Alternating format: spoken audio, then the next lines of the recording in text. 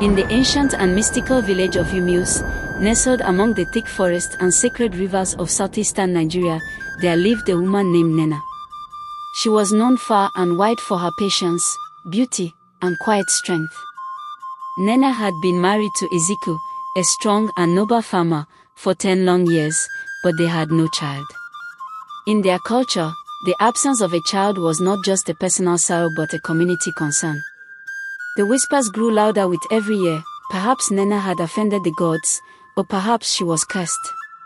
Still, Ezekiel stood by her, even when others urged him to take another wife. One evening, when the moon was full and the night air thick with silence, Nena made her way to the sacred grove of Agbolans, the most feared and respected deity in the region.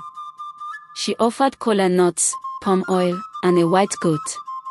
With her face streaked with tears, she knelt and pleaded, "Agbolans, mighty one, give me a child, and I shall offer my life in gratitude. I will raise the child in your name."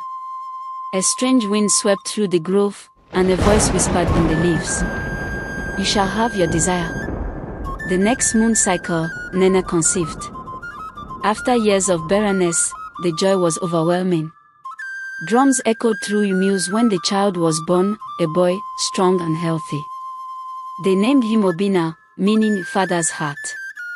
The villagers danced, feasted, and praised the gods for the miracle.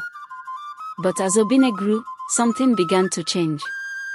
By the time he was 5, he was stubborn and defiant. By 10, he openly insulted elders, cursed his parents, and mocked the customs of the land. Chickens died when he walked past them.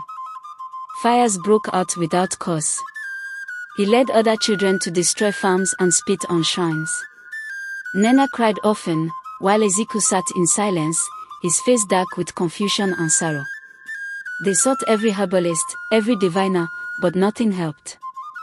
Then, in the 15th year of Obina's life, a terrible drought struck the land. Livestock died, wells dried up, and strange diseases began to creep through the village. People whispered that it was a curse, that someone among them had drawn the wrath of the gods.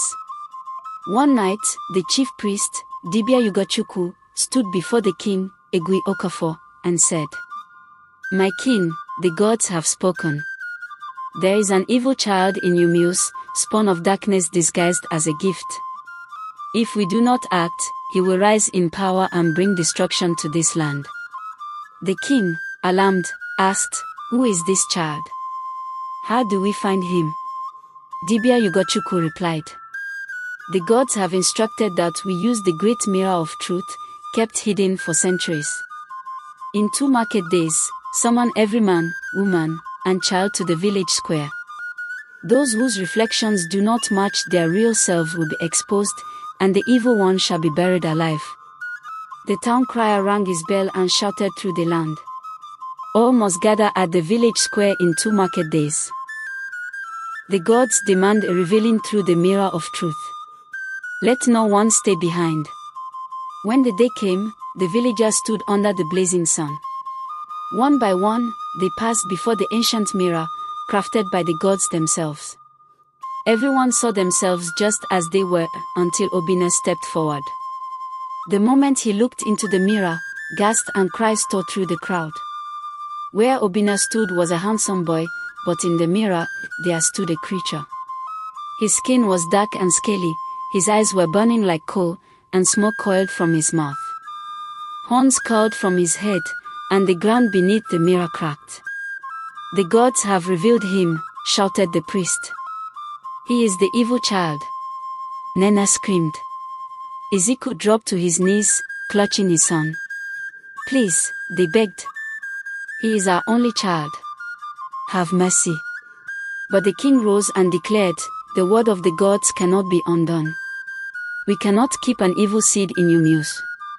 He must be buried alive at dawn." That night, Nena and Ezekiel packed a few belongings. They would flee and start a new life elsewhere, anywhere. Obina walked silently beside them, his eyes cold, his expression unreadable.